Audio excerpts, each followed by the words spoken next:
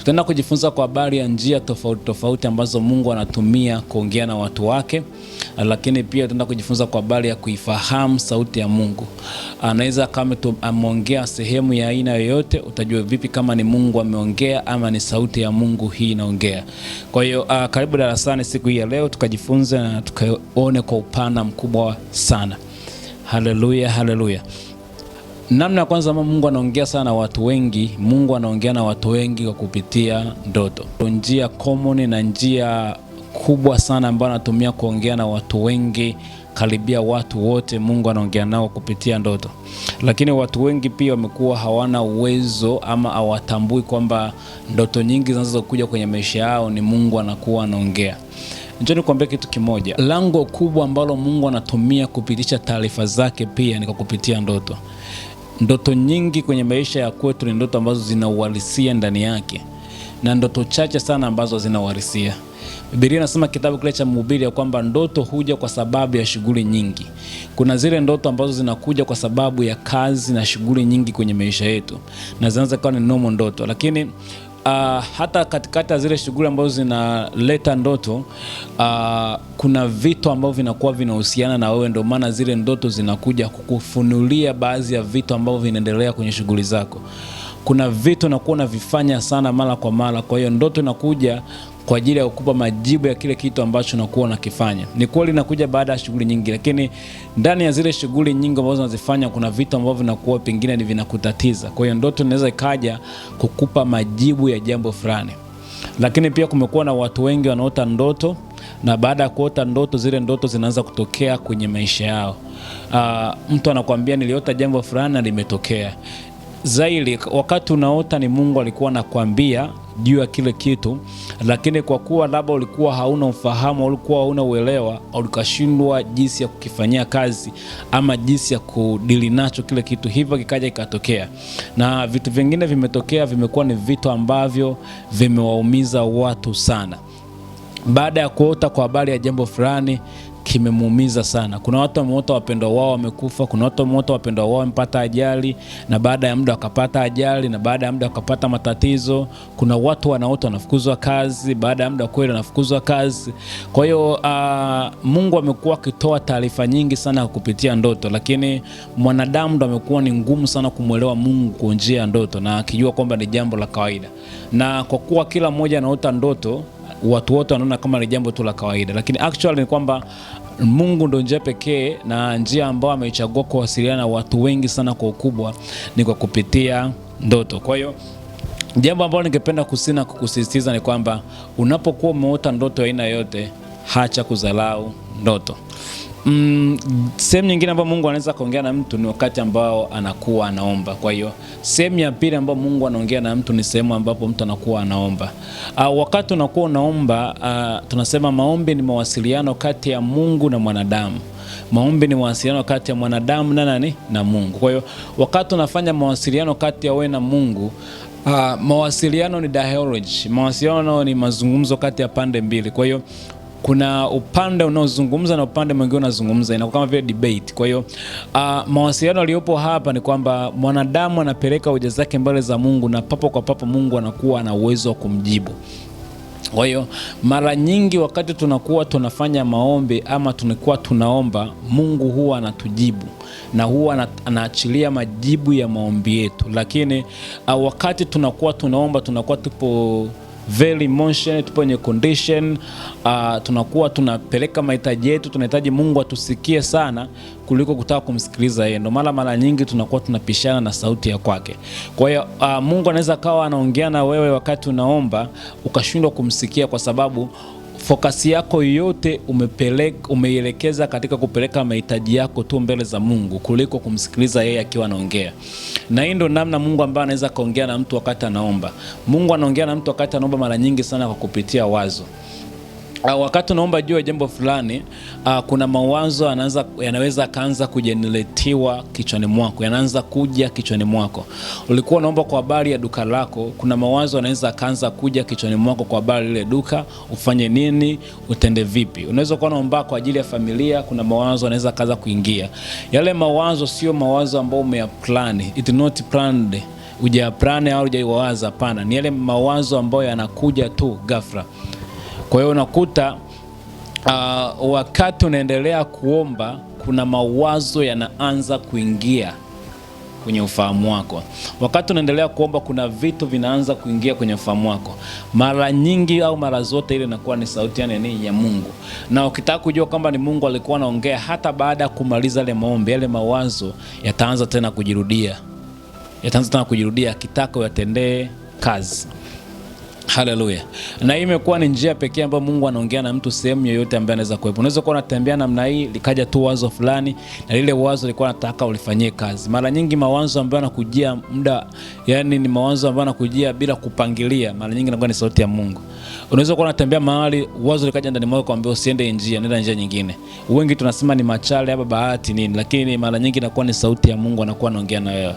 Unaweza kusema ni machale, nilikuwa machale nikasita, moyo wangu kasita, ukaniambia nisiende njia. Ndivyo ambavyo Mungu ameongea na wewe, lakini hujajua kama ni Mungu ameongea na wewe.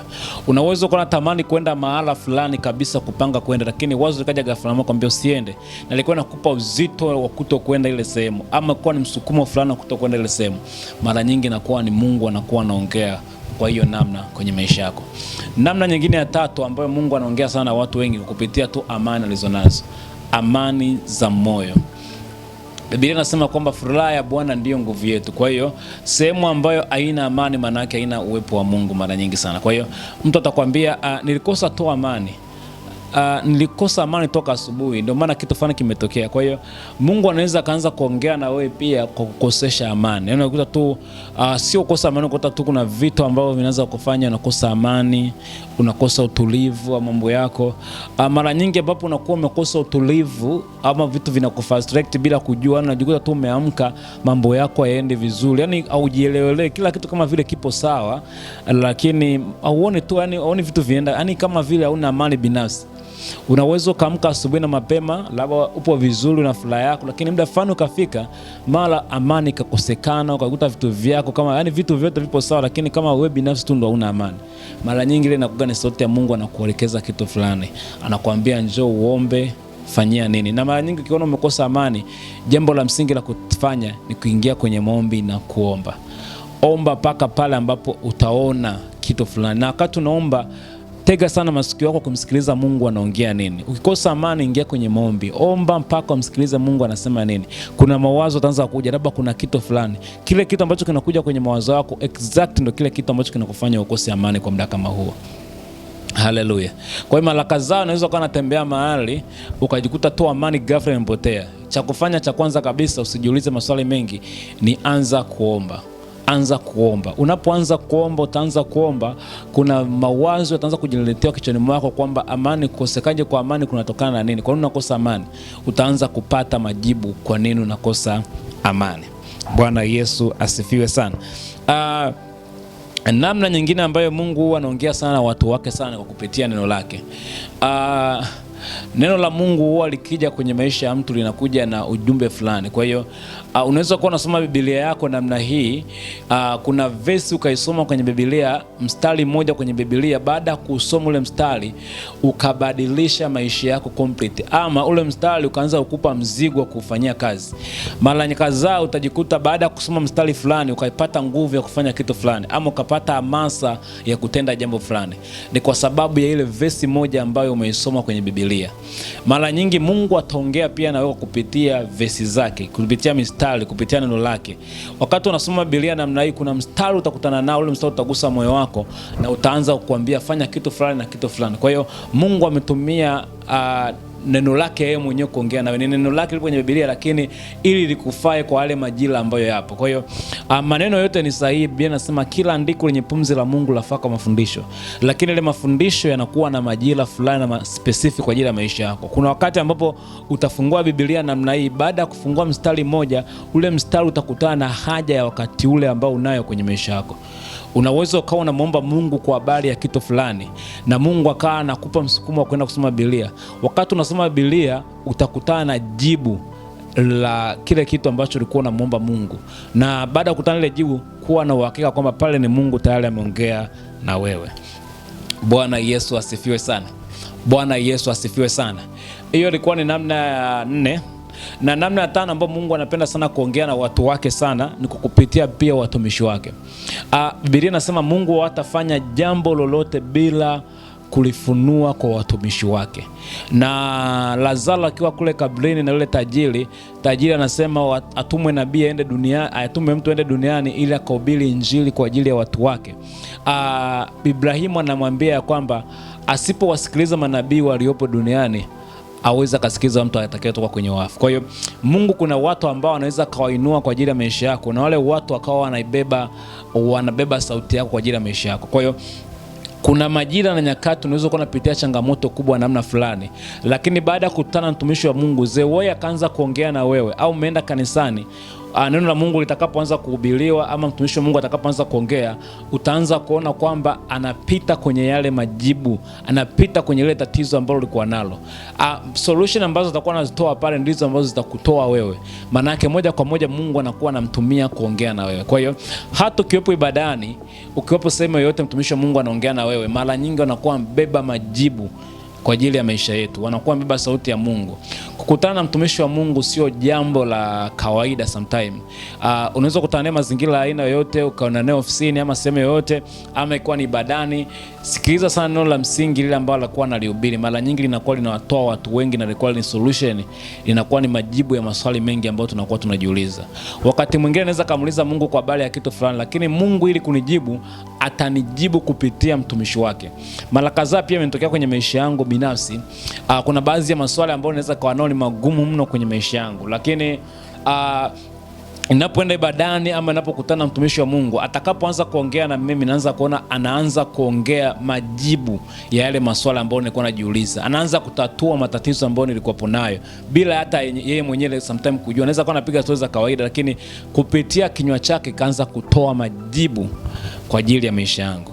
Bwana Yesu asifiwe sana. Ningependa tuongee kwa njia hizo 5 kubwa ambazo Mungu anapenda sana kutumia kuongea na watu wengi. Japo zipo njia nyingi sana ambazo Mungu anaweza kaongea na mwanadamu, anaweza kuongea kwa vitu vingi.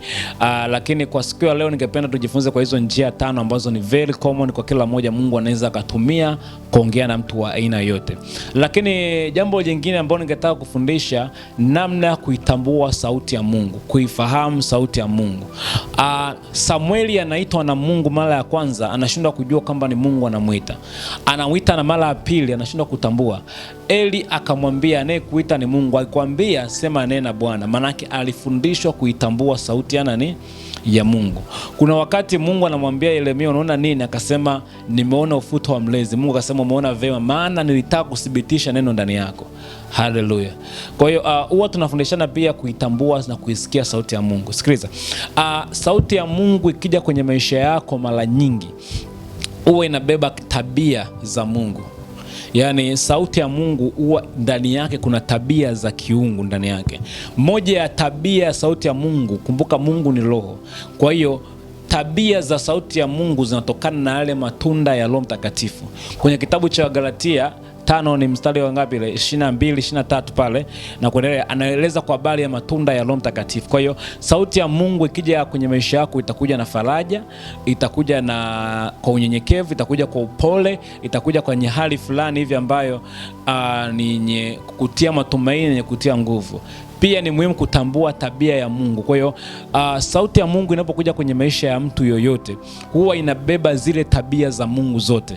Moja ya tabia ya Mungu ni Mungu ambaye ni Mungu wa ushindi. Hajawahi shindwa kwa kitu chochote kile. Na ni Mungu ambaye anatia matumaini kwenye kila kitu. Na ni Mungu wa faraja. Kwa hiyo unapokuja, sauti ya Mungu inapokuja kwenye maisha yako itakuja na yale matunda ya Roho Mtakatifu yote 9. Haleluya. Haleluya. Kitu kingine ambacho sauti ya Mungu ni tabia yake, sauti ya Mungu ina tabia ya kuwa na utisho. Ina utisho. Wana wa Israeli wakamwambia Musa, tunataka tumsikie Mungu kama wewe ambavyo unamsikia. Lakini baada ya Musa kuambia waanze kuongea na Mungu, walianza kuogopa. Mara nyingi sauti ya Mungu ikija kwenye maisha yako inaweza ikaja kwenye hali kama vile ya utisho. Unaweza hata kwenye ndoto kaota ndoto na ile ndoto ikawa inakutisha sana, au ikawa na hali fulani ya utisho. Kuna kukutisha, kuna ile hali ya utisho, glory of God, utukufu wa Mungu. kuna utukufu afu kuna kutishwa. Utofauti upo kati ya kutishwa na utukufu. Kwa hiyo kuna ule unakuja na hali ya utukufu wa Mungu ndani yake.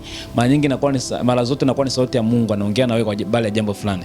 Na sauti ya Mungu, tabia nyingine ya sauti ya Mungu ya tatu, sauti ya Mungu ina tabia ya kujirudia mara ya pili. Biblia inasema kwamba Mungu huongea mara moja na mara ya pili kile mtu hajasikia. Kwa hiyo anaweza kaongea na wewe mara ya kwanza na akaongea tena na wewe mara ya pili. Ndoto inaweza kaja mara ya kwanza, ndoto ikaja tena mara ya pili. Unaweza kupata wazo fulani, lile wazo likaanza kujirudia mara kwa mara. Bwana Yesu asifiwe sana. Kwa hiyo sauti ya Mungu inapokuja pia ina kaida kujirudia mara kwa mara.